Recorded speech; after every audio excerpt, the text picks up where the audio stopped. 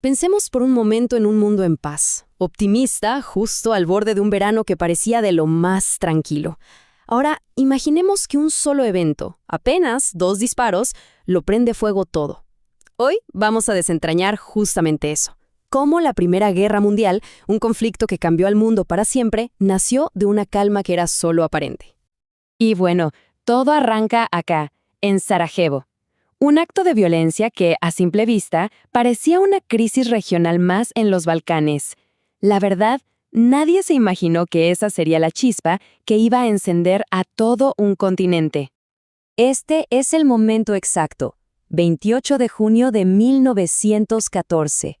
Un joven nacionalista serbo-bosnio, Gavrilo Princip, le dispara al auto del archiduque Francisco Fernando, el heredero del Imperio Austrohúngaro, y lo mata a él y a su esposa.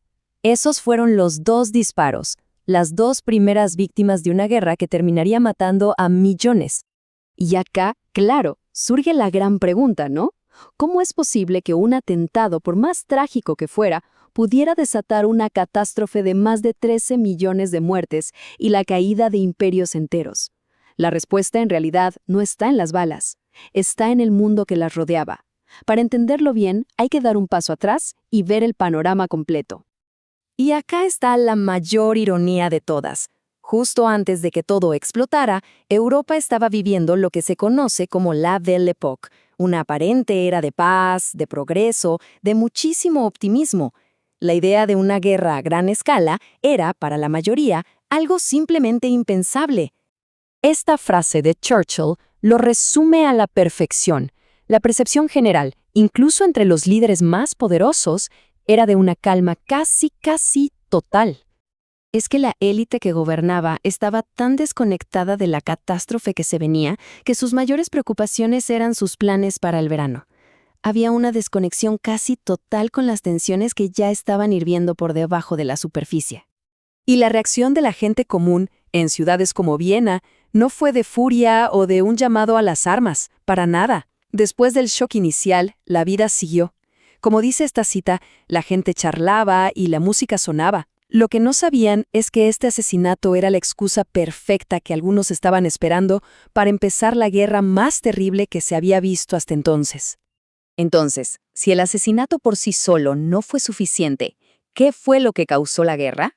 Bueno, la respuesta está en las tensiones profundas que se habían acumulado por años, convirtiendo a Europa en un verdadero polvorín a punto de estallar. El historiador Pierre Renouvin las identificó como estas causas profundas. Ojo, no era una sola cosa, sino una mezcla explosiva, un nacionalismo llevado al extremo, rivalidades entre imperios por colonias y recursos, y una competencia económica feroz. En resumen, Europa no necesitaba una razón para la guerra, solo una excusa. Y a todo esto hay que sumarle un sistema súper rígido de alianzas militares que dividía al continente.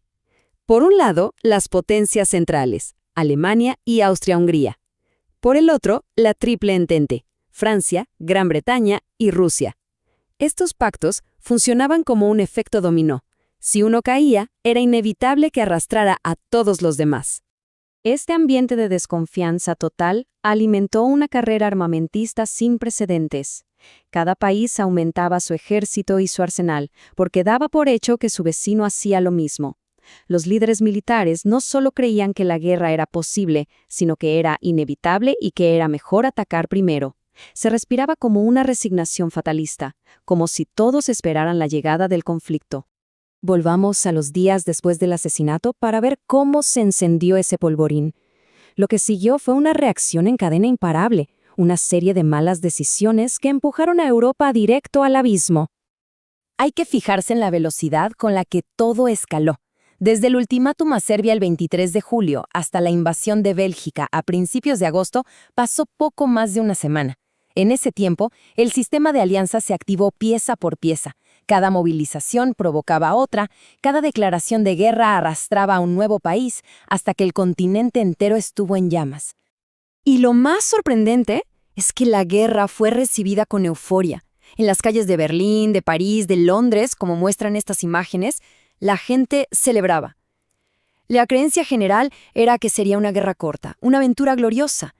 El lema era: estarán en casa para Navidad. Esta se convertiría en una de las promesas más trágicas de la historia.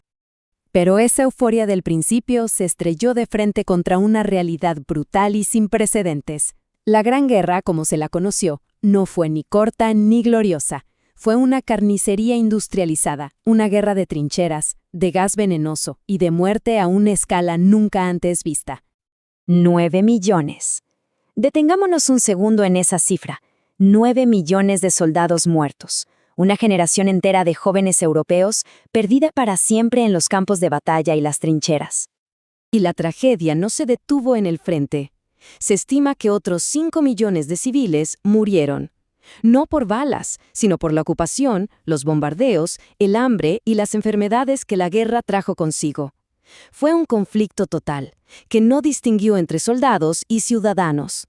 El mapa del mundo se redibujó por completo.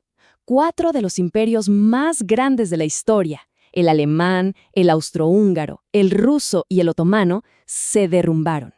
De sus cenizas nacieron nuevos países, pero también nuevas tensiones que sembraron las semillas para una Segunda Guerra Mundial, apenas 20 años después. El mundo de 1914 desapareció para siempre. Y nos quedamos con esta idea final. Como señala el historiador Martin Gilbert, la Primera Guerra Mundial no es simplemente un evento del pasado.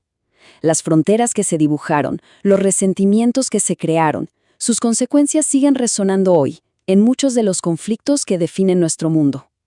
Un recordatorio muy potente de cómo la historia proyecta una larga y oscura sombra sobre el presente.